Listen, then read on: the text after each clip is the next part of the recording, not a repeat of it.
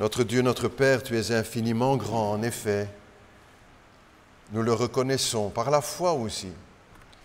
Au-delà de tout ce que nous pouvons imaginer, tu es grand, infiniment grand, et nous si petits.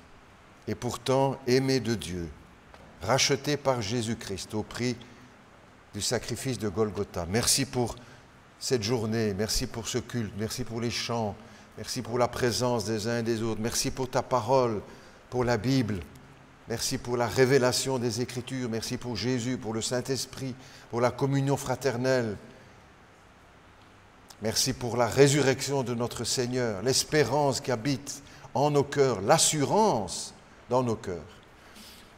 Je te prie pour que tu veuilles ouvrir nos cœurs à ta parole, de nous donner des cœurs bien disposés, Seigneur, pour recevoir, pour écouter, et puis une volonté aussi qui veut agir.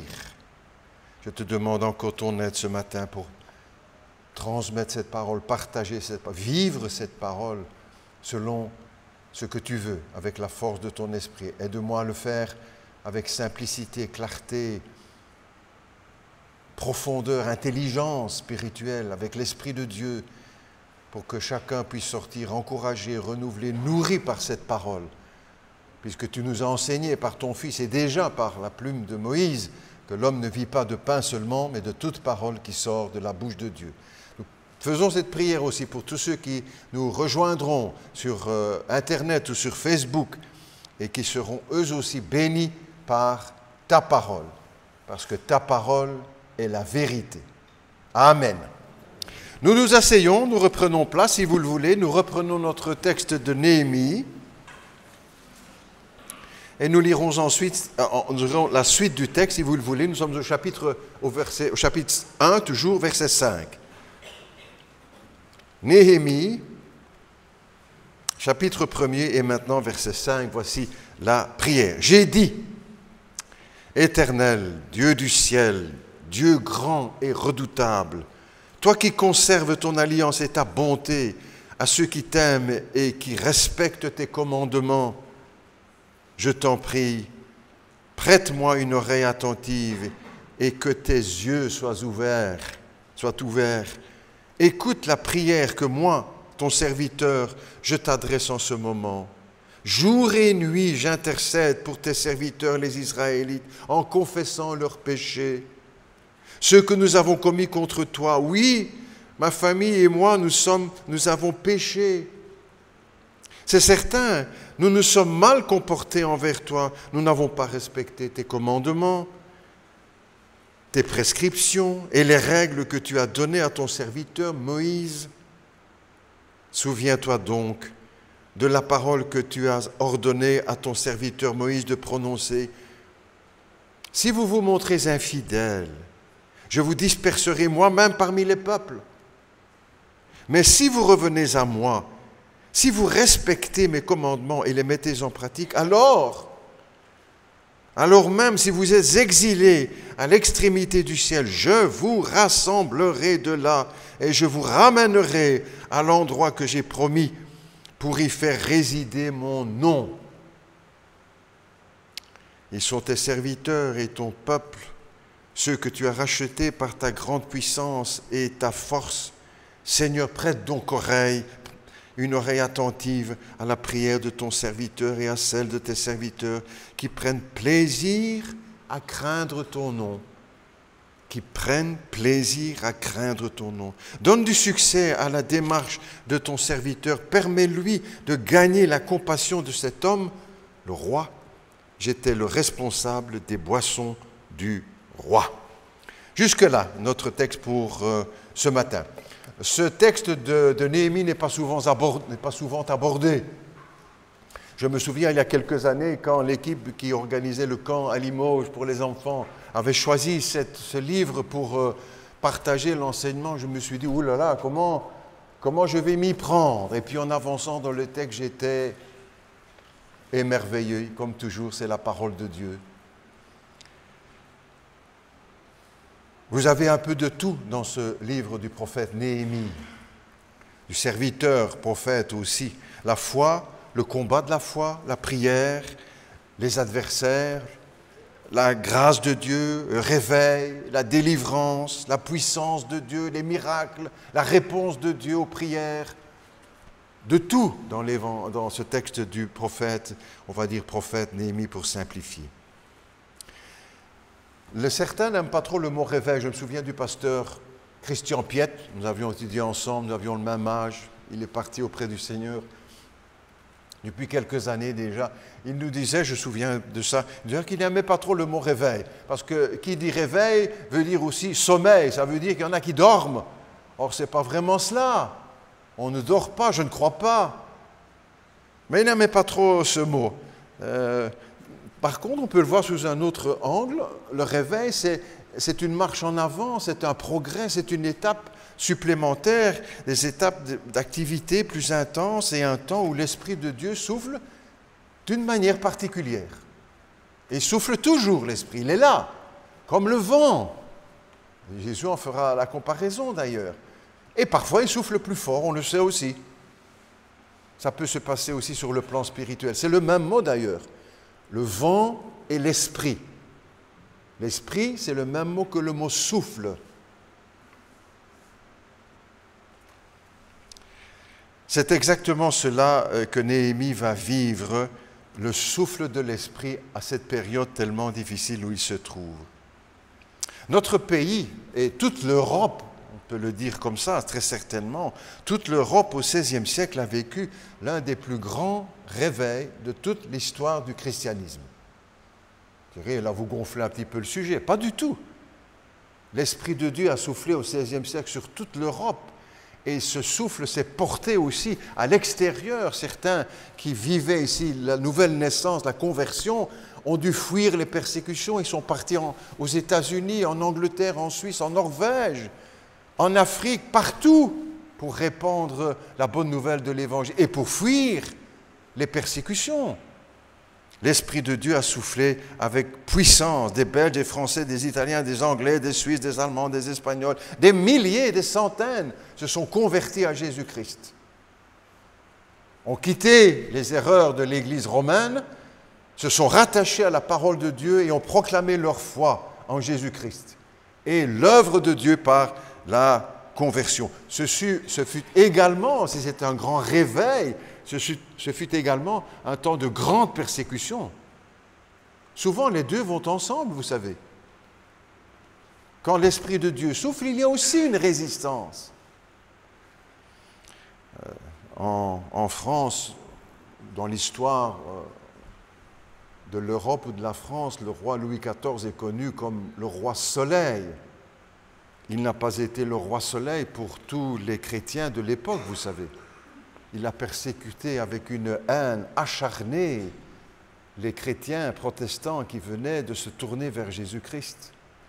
Il les a envoyés dans les prisons pour les torturer, pour les faire exécuter, sur les galères où ils mouraient, n'est-ce pas, à d'épuisement. Il a fait beaucoup, beaucoup de mal à la réforme. Et nous devons savoir cela aussi. Ce qui est pour le monde le soleil n'est pas toujours le soleil pour le plan de Dieu. Notre pays aussi a besoin d'un réveil. Pourquoi? Parce que, globalement, n'est-ce pas, en Belgique, la chrétienté est en recul. On fait peu de progrès. Dans certaines régions, on fait même de la marche arrière. Et beaucoup de choses qui se faisaient dans l'évangélisation. Je dirais, pasteur, vous donnez un regard très pessimiste. Pas du tout pessimiste, réaliste. Et je pourrais aussi prendre du temps pour vous dépeindre la situation difficile dans notre pays, triste, très triste au plan spirituel. L'état de nos églises n'est pas brillant, n'est-ce pas? Et on pourrait reprendre les mots que le prophète Néhémie employait ici lorsqu'il parle du comble du malheur.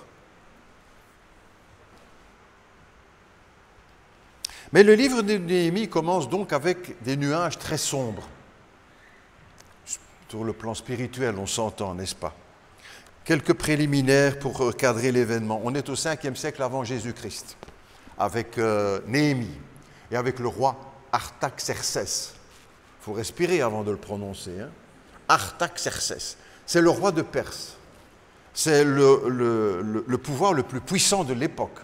C'est la grande puissance de l'époque, remplie aussi de violence, qui font des conquêtes incroyables dans tout le Moyen-Orient. Ils sont allés aussi en Israël, et là, ils ont ramené dans leur pays, en Perse, à Suse, entre autres la capitale, des Juifs, par centaines, par milliers, par centaines de milliers, pour les installer dans la Perse, et pour éviter une réaction encore dans le pays d'Israël.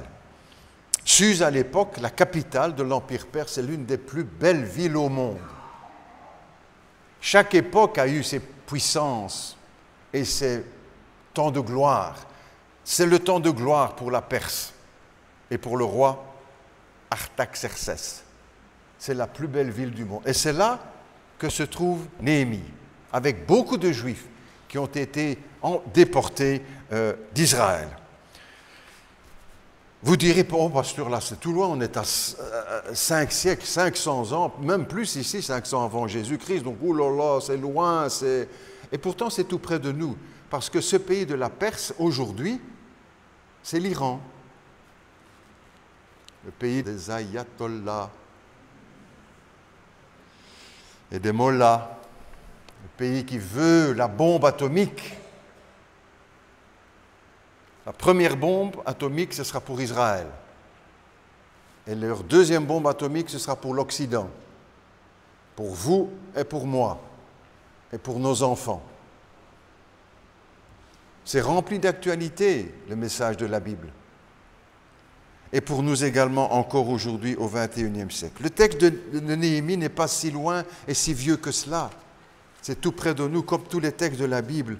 Le peuple d'Israël vient donc d'être dispersé, déporté, parce qu'ils ont fait beaucoup de bêtises.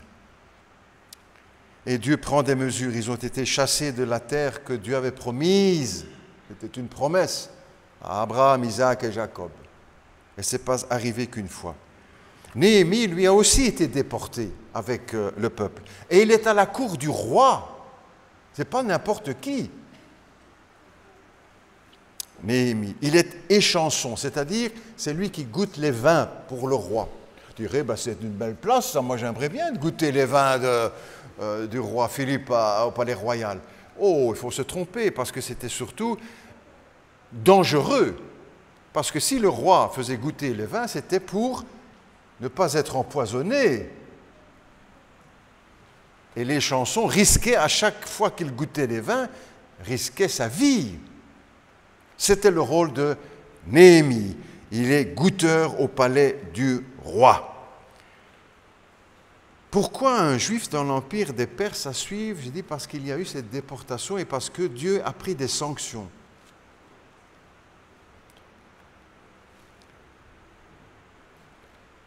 Il faut toujours être sage et équilibré dans notre vie chrétienne, savoir que Dieu est bon, que Dieu est généreux, qu'il est riche en bonté, qu'il est lent à la colère, etc. Mais qu'on ne se moque pas de Dieu. La Bible le dit comme ça, n'est-ce pas? On ne se moque pas de Dieu. Ce qu'un homme aura semé, il va aussi le moissonner. Pas nécessairement parce que Dieu va punir, mais parce que la conséquence de la mauvaise conduite va porter ses fruits, ses mauvais fruits. Et c'est ce qui s'est passé. Le pays s'est vidé en quelque sorte en Israël, et ils sont maintenant chez les ennemis, chez les étrangers, chez les idolâtres. Pour les Juifs, c'est terrible. Jérusalem a été détruite, la situation est désastreuse. Le frère de Néhémie, Hanani, revient et de son voyage à Jérusalem et il explique, c'est le comble du malheur, j'ai lu tout à l'heure au verset 3, le comble du malheur et du déshonneur. Les murailles sont renversées, il y a des brèches autour de Jérusalem et les portes ont été incendiées. C'est la destruction. Si nous transportons, n'est-ce pas, ou si nous transposons cela aujourd'hui, on pourrait dresser le même schéma, je viens de vous le dire, pour la Belgique. Et employer les mêmes mots, les mêmes phrases. La situation va pas seulement mal sur le plan spirituel, mais aussi dans tous les domaines. Vous voyez aussi encore l'Europe bousculée par des séries de soubresauts pour ceci, pour cela, l'accord qui doit être trouvé entre 28 pays. Mais déjà 28 personnes ensemble, et mêlées d'accord. Là, ce sont 28 pays, 28 gouvernements, 28... Et puis tout ce qu'on entend, les grèves qui paralysent le pays, sur le plan économique, le plan social, sur le plan moral, sur le plan spirituel, on pourrait dresser un tableau très noir. Il suffit d'ouvrir le journal, de voir comment vont les choses, comment va la vie, comment va notre pays.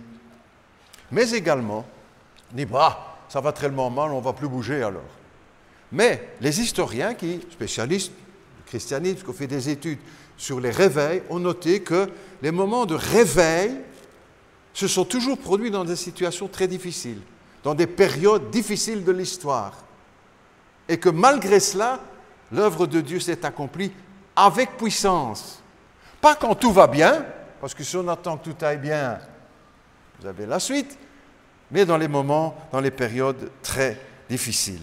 Il ne faut jamais raisonner en disant on va attendre que la situation s'améliore et puis on va faire quelque chose avec l'Église, avec la parole de Dieu. Il ne faut pas attendre ça, que ça aille mieux. Il ne faut jamais penser ça va trop mal, on ne saura jamais rien faire. Ou encore de jamais croire que ça ira mieux demain. On va attendre que ça aille mieux. Sur ce plan-là, nous sommes aujourd'hui en Belgique dans les bonnes conditions pour agir et attendre de Dieu et demander à Dieu qu'il agisse dans... Quelle est la réaction de Néhémie quand on lui apprend, donne des mauvaises nouvelles au sujet d'Israël? Il fait 5 choses qu'on trouve dans le texte. Je les relève avec vous. Il va s'asseoir. C'est toujours bien de s'asseoir pour réfléchir. Il va s'asseoir, il va pleurer, il va prendre le deuil, il va jeûner et il va prier.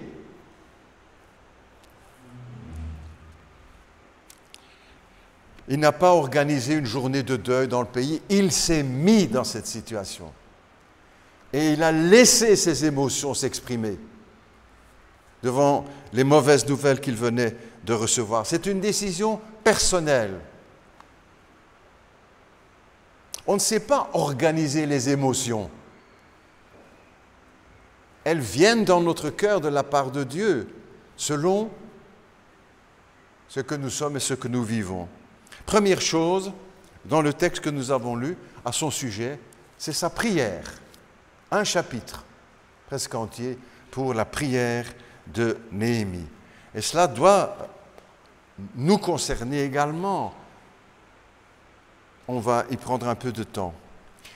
L'Église, sous l'initiative du groupe GAP, a organisé quelques semaines, si vous vous en souvenez, tout d'abord une semaine de sensibilisation à la prière. Et on avait reçu, j'ai pris aussi ceci, chacun des petits marque-pages avec « Prier, c'est comme respirer, c'est vital ». On sait tous, pour la respiration, si on arrête, c'est fini. Mais on l'oublie pour la vie spirituelle. Et moi, je vais bien me mettre avec les autres. Dire, oh non, moi je fais exception. Non, non. On l'oublie parfois aussi, parce qu'on est pris par les activités, parfois les activités de l'Église, ou spirituelles, on va dire. Il faut faire ci, il faut faire là, il faut écrire, il faut téléphoner, il faut ci, il faut là, on a des rendez-vous, on a des réunions, on a là. Et puis pour finir, c'est la prière qui en pâtit.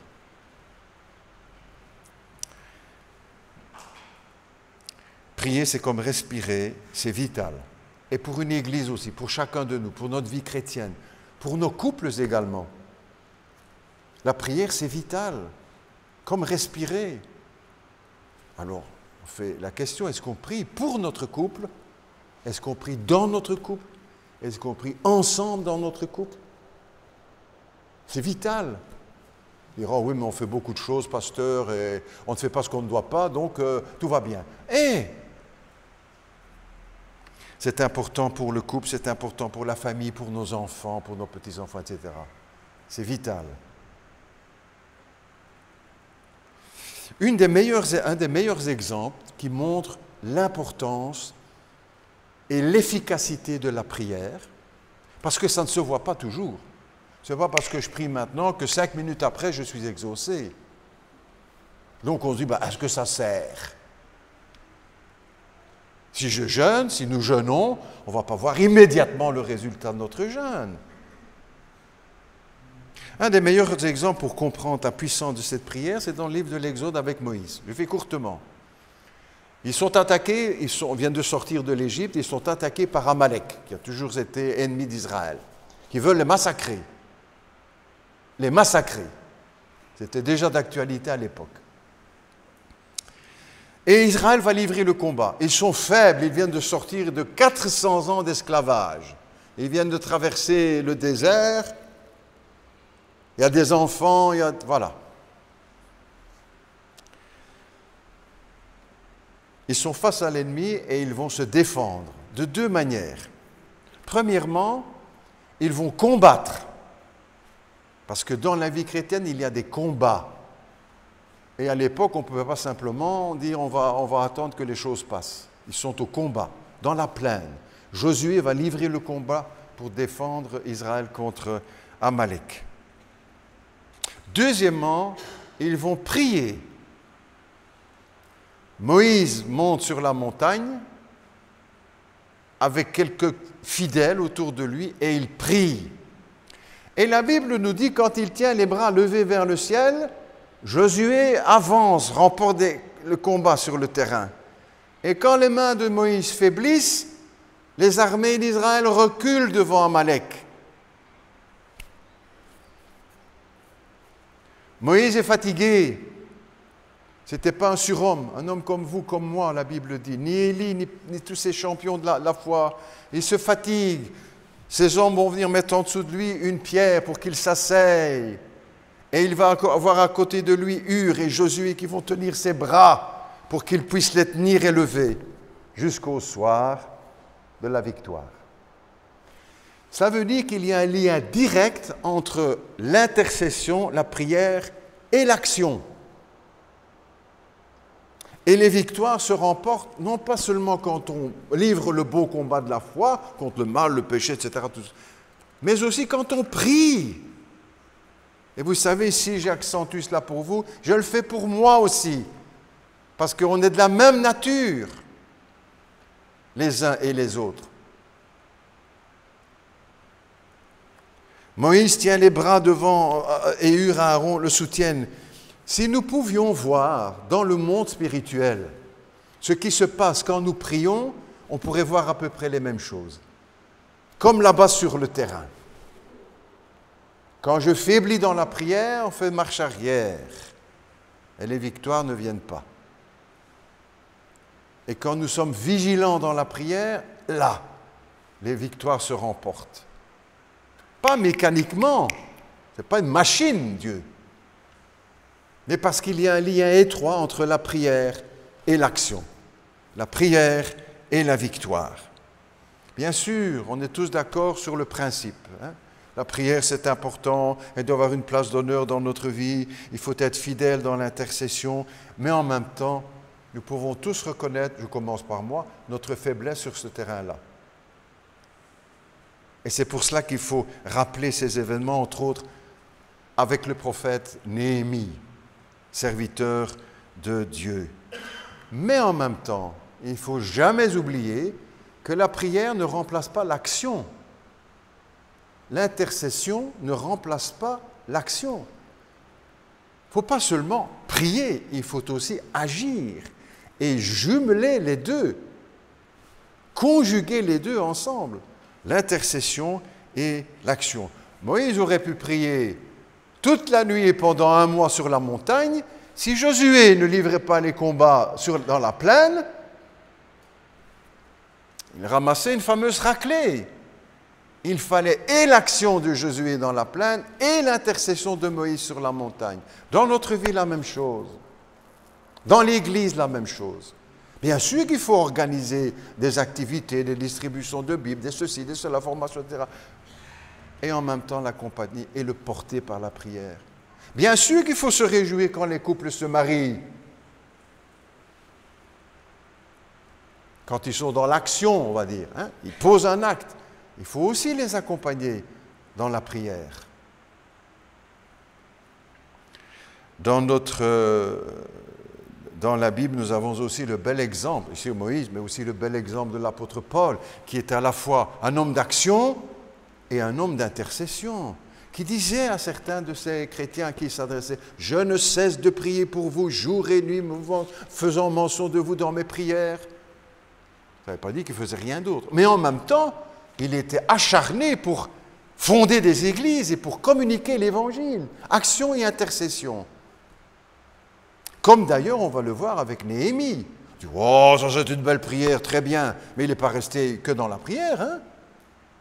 Et la suite, c'est tout de suite, il va venir près du roi. On verra la suite, vous pouvez le lire aussi chez vous, comme ça. Vous pouvez voir un peu à l'avance. C'est vrai dans tous les domaines, n'est-ce pas?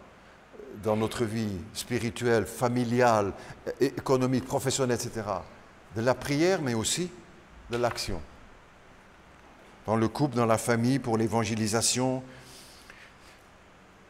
pour les étudiants. Le Seigneur est avec nous, mais il faut aussi l'accompagner. Cette histoire que vous connaissez peut-être, vous avez peut-être déjà entendue, mais on apprend beaucoup aussi avec des petites histoires parfois. Ces deux chrétiens qui sont en voiture, ils doivent aller à une réunion, et celui qui conduit là, c'est un chaud bouillant, pour aller vite. Hein. Et ça gaze de plus en plus. Le camarade chrétien à côté lui dit, frère, tu devrais peut-être ralentir un petit peu, parce que là, on est en train d'aller trop vite. Le frère de lui dit, ne t'inquiète pas, le Seigneur est avec nous. Et ça accélère encore un peu plus, de faire dire un peu plus loin, frère, il faut ralentir, parce que là, on est en train d'exposer notre vie, il faut être prudent. Ne t'inquiète pas, le Seigneur est avec nous. Et encore un peu plus loin, ça va plus vite, ça accélère tout le temps. Un peu plus tard, le chrétien lui dit, frère, il faut ralentir. Ne t'inquiète pas, le Seigneur est avec nous. Mais l'autre de lui dire, eh bien écoute, maintenant, le Seigneur et moi, on veut descendre.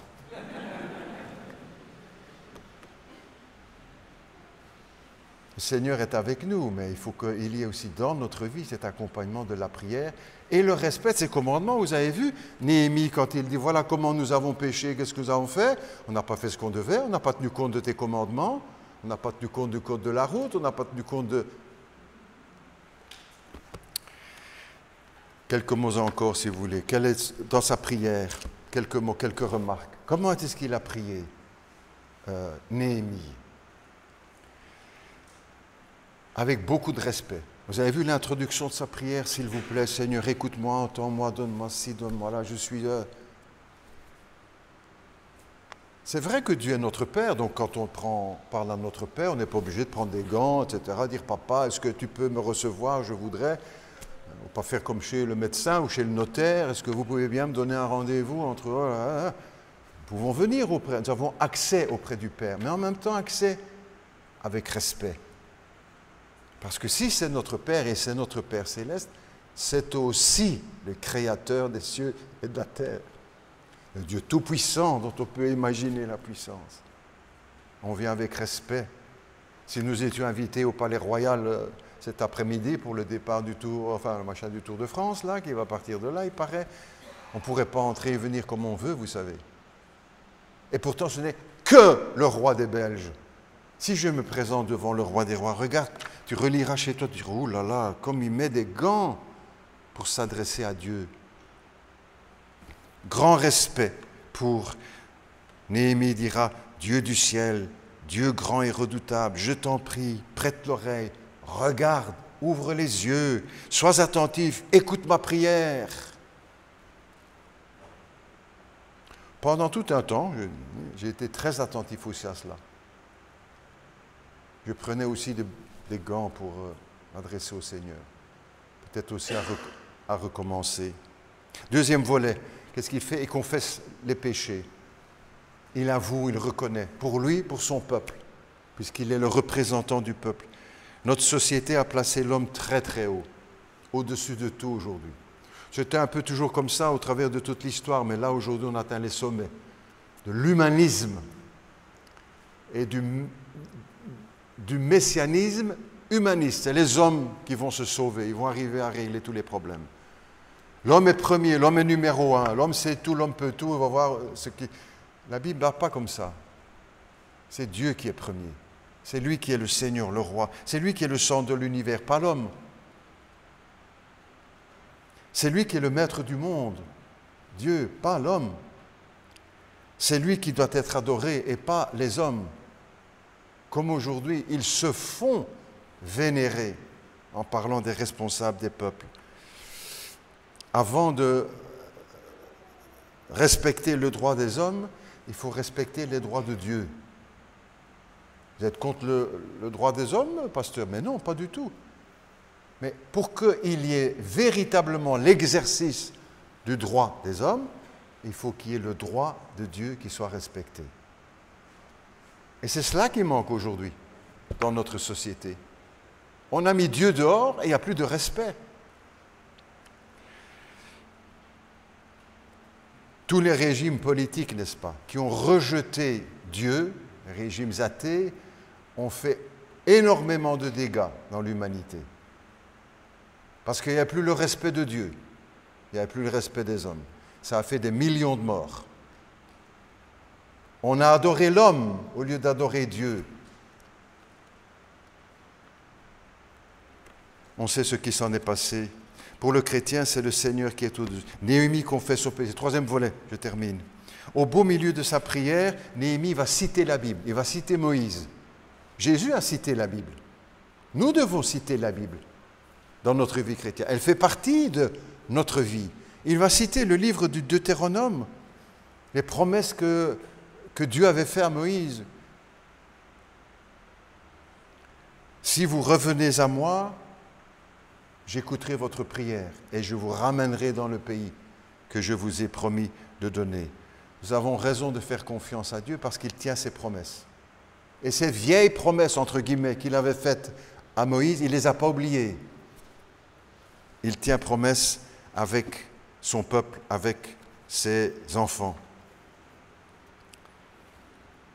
Jésus a dit, et c'est ce que nous devons nous souvenir, rappeler, ce serait un affront de mettre le doute sur ces promesses de Dieu, sur ce qu'il a promis.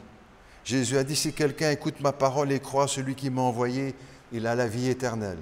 Il ne vient pas en jugement, mais il est passé de la mort à la vie. C'est une promesse de Dieu. Il tiendra sa promesse.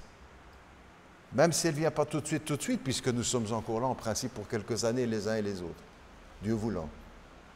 Quand la Bible nous dit « Crois au Seigneur Jésus et tu seras sauvé », c'est la promesse que Dieu a faite. C'est à nous aussi de lui faire confiance à cette promesse. Il n'y a aucune condamnation pour ceux qui sont en Jésus-Christ. Celui qui a le Fils de Dieu a la vie. Ne jetons pas le doute sur les promesses de Dieu. Il est fidèle et il les tiendra. Le paysage spirituel est très sombre à l'époque de Néhémie. Pour nous aussi. Ça, c'est vrai. Il ne faut pas fermer les yeux et faire croire que tout va bien sur le plan spirituel. La prière est puissante, c'est vrai. Et nous ne devons pas en douter. Je ne dois pas en douter. Comme ça, je mets tout le monde aussi à l'aise. La puissance de la prière, c'est vrai. La confession des péchés, de nos péchés, que nous sommes pécheurs, c'est vrai. Ça doit faire partie aussi de notre vie, comme dans la prière de Néhémie. Et croire que Dieu tient ses promesses, ça, c'est vrai aussi. Prions ensemble. Notre Dieu, notre Père, nous te remercions pour ce court voyage que nous venons de faire dans le livre de Néhémie, avec ton serviteur, au milieu d'une situation désastreuse. Désastreuse. Nous devons reconnaître aussi que dans notre pays, sur le plan spirituel, la situation est désastreuse, Seigneur. Nous voulons faire aussi comme Néhémie, nous mettre à genoux dans la prière et implorer ton intervention. Reconnaître ta grandeur, ta puissance, ta sagesse, ton intelligence, que tu es le Seigneur, le roi des rois. Nous le faisons ce matin, Père Céleste. Nous avons aussi, comme Néhémie le fait pour lui-même et pour son peuple, nous avons aussi à le faire pour nous-mêmes et pour les églises, pour l'Église, pour notre Église. Seigneur, pardonne nos péchés. pardonne nos péchés, purifie notre cœur, change notre cœur. Et que nous ayons cette pleine certitude aussi, chacun, chacune, de la puissance de la prière. Pour nous-mêmes, pour notre couple, pour notre famille, pour nos enfants, pour l'Église. Que nous puissions aussi ne jamais douter que ce que tu as promis, tu l'accomplis. Même quand cela prendra du temps. Parce que tu es fidèle et tu tiens ta parole. Tu es le Dieu qui ne peut mentir. Nous te rendons gloire ce matin et nous te prions de nous conduire aussi dans la suite de ces événements avec Néhémie et pour nous aussi, ici, maintenant, au nom de Jésus. Amen.